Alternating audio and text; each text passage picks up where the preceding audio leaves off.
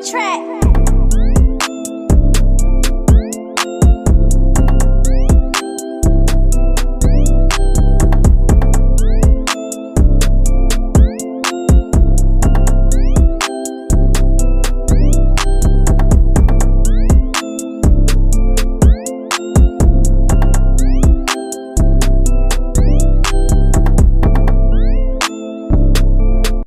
Peace, welcome back to my YouTube channel. For those of you who don't know, it's your boy Vic Slang, hoping I got another story time for y'all.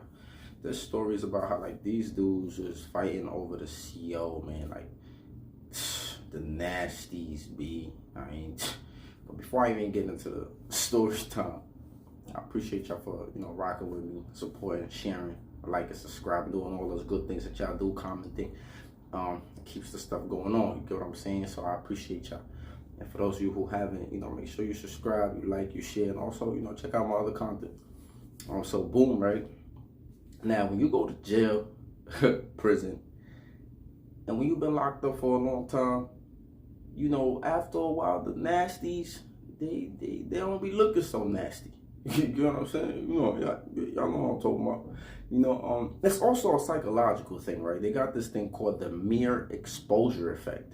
Meaning that like the more time you spend around somebody or the more you see somebody, the more attractive they start to look to you. So it got to do something with that. It got to be why they locked up, and not why, but it got to be being locked up and also the mere exposure effect. So dudes be trying to get their Mac on. I ain't gonna hold. I used to talk to the CEOs sometimes too. You get what I'm saying? When you in there and you don't really have women that you usually talk to, sometimes you spend a little more time talking to the teachers. You spend a little more time talking to the female CEOs. It's just to kind of like create some of that balance. But anyway, these dudes, man, was tripping. And one of these dudes was a Muslim, right? But anyway, they used to be. So when you first get up there, they tell you, when you first get to prison, them white boys, they're not playing with you. They tell you straight up, our women is off limits. Don't talk to our women. Because I'm guessing they probably hear what be going on Riker's Island. They get the word. So they was just like, yo, they let you know, from when you get there, that they will violate you. And they literally will violate you. They had this thing, I forgot what it was called. I don't know if it was called reckless eyeballing. It was some type of infraction that you would get for just looking at the CO, the female COs, right? Crazy. But anyway, some dudes do be doing that, so some dudes are creeps. But anyway, there used to be this white boy, right? There used to be this white boy in the house. And then out of nowhere, he so they had this thing night out, right? Like lights out is around 9:45, 10 o'clock, the lights go off because it was a dorm. So at 9 o'clock night, 9:30, no, 9:45, 10 o'clock, the lights go out. So it's you can't be standing talking to somebody in the aisle next to their cube when the lights is out. Otherwise, the CEO won't come in there. They're gonna tell you get out. You gotta go to the main area. So anyway, there used to be this white boy, and he used to be every night he used to be smoking crack. At least this is what they were saying, right? I'm telling you, I've never been around crackheads. Well, crack smokers. I never really liked to be around them. I never really liked them. That's why I could never get into the business of selling crack. I had friends who did it. I never really hung out in the trap house. I couldn't do that. Some of my associates, they did that shit. They would be in the trap house. They would fraternize with crackheads, I guess, because they was making money with them. But I just couldn't do that. That's just I didn't. Yeah, so anyway, I never really knew what that shit smelled like. Now, there was a few nights in a row, maybe a week or two, that there was this weird smell after they turned the lights off, around probably maybe 10, 11. There used to be this weird ass smell. See, everybody used to go to the bathroom, kind of go smoke their cigarettes and shit, or smoke whatever the fuck they had. Tunchi, they used to have Tunchi too at that time. They was calling Tunchi K2, around that time there was a K2 epidemic in jails. People, they were finding people passed out, all type of crazy stuff. So anyway, it was this. It wasn't K2 that this dude was smoking. It was a weird ass smell. So other people started saying he was smoking crack. I remember dudes kind of stepped to him because he was yo, what the fuck is you doing? Because a lot of times when you're doing weird shit like that, people not like sometimes people will pack you up out the crib, like they'll get you up out of there, right? Like, you know, they got some type of, I don't know if call it rules or regulations, but like sometimes if you're doing certain wild shit that make the crib hot, or people, it's not to people liking, like in adolescence they used to beat people up that didn't get in the shower, right? Like so you get the point. So anyway, this dude used to smoke crack, like for like he just, I don't know if he went to the visit and got it, most likely, right? So then it was like, so he used to be, you know, I guess he used to go get his little hits, and then he used to come out and be trying to talk to trying to mac to the CO. So we had a CO, she started working the nights. I don't know if our regular night officer retired, or I don't know what the hell was going on. But this lady started working nights. So dudes used to go to the bubble, like I told you, you know, sit there, man, like, yo, what's up? Like, how you doing? Like, you know, how was your day? Like, you know, dudes used to be sitting up there. So I guess the brother, he used to be, one of the brothers used to be out there running his mouth. So one day he come up to me and he like, yo, let me hold something. And I'm like, let's do hold something.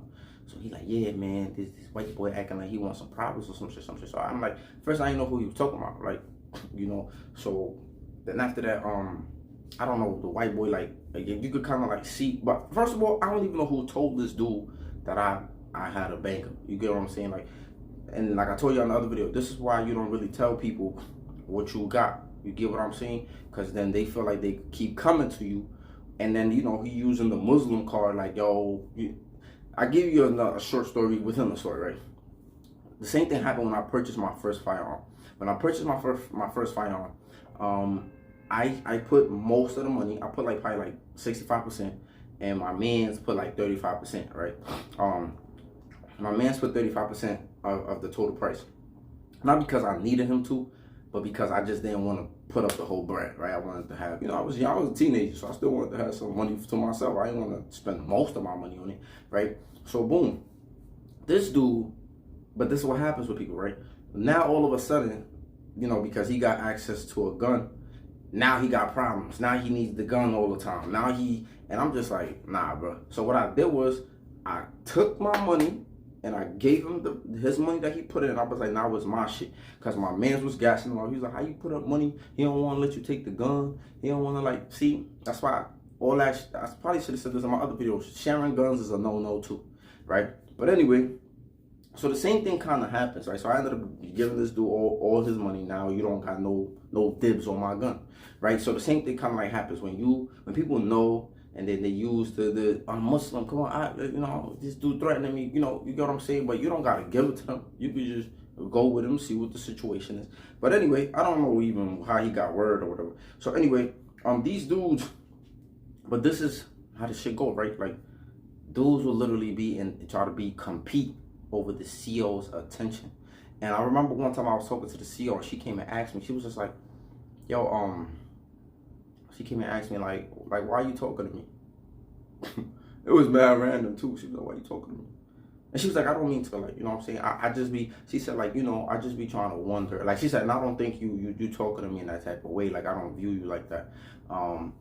Like, you know, you doing some creepy stuff. But I just be wondering sometimes. And I was like, I just like to talk to people. You know, kind of like now. Like, I randomly be going up to people and talk to them, right? Like, when I see them in certain places. Not just randomly, but, you know, you got to survey and pre the situation before you even approach somebody.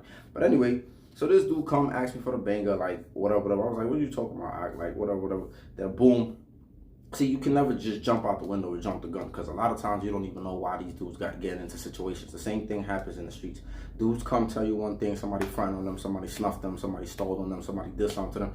Come to find out, they the ones that probably did some shit they wasn't supposed to be doing. Now, yeah, all in the situation. So, you know, glad I got the brains, right? So I come out,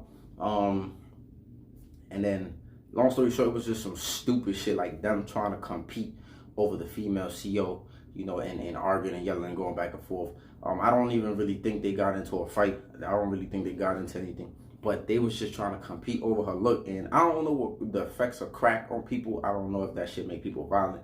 I don't know if that shit make people want to act out. I really don't know, right? I really don't have no information about that drug. But this white boy, I ain't even gonna hold you. Like, he wasn't scared. Like, he wasn't, or maybe he just had a good bluff game. I'm not really so sure.